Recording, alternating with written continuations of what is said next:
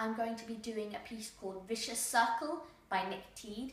And in this piece, I'm playing a girl called Laura, who's a new inmate in a juvenile detention centre, and she's explaining to her roommate what happened and why she is in the centre.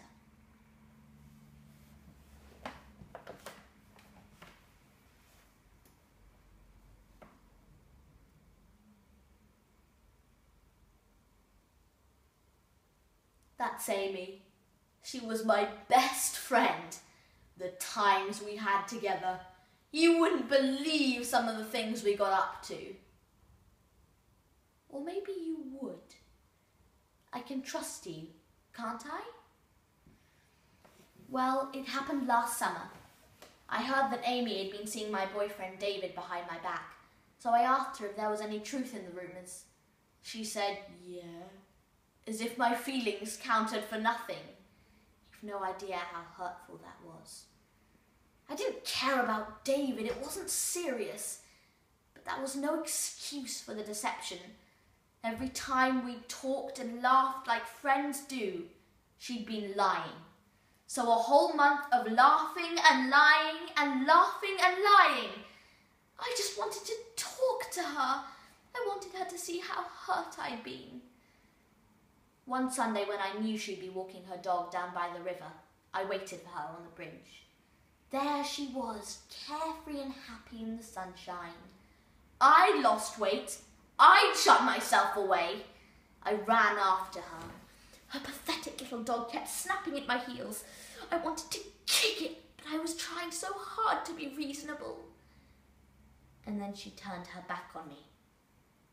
Nobody does that. I watched her walk away, and then I ran at her with all the speed I had in me and slammed my hand into her back. She screamed and fell forward. She struck her head on the stone slab at the edge and went over into the water. She floated in a standing position, her arms out to her sides, her head just above the surface, and she was just staring.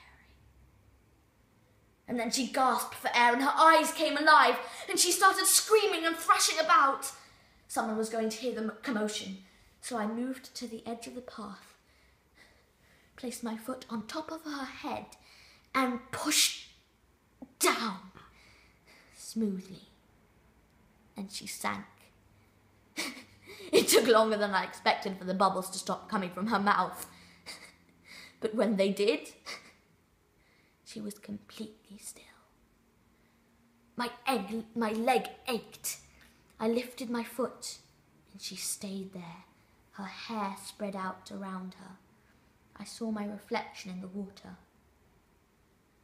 Somebody saw it all from the bridge. Some stupid kid who couldn't mind his own business.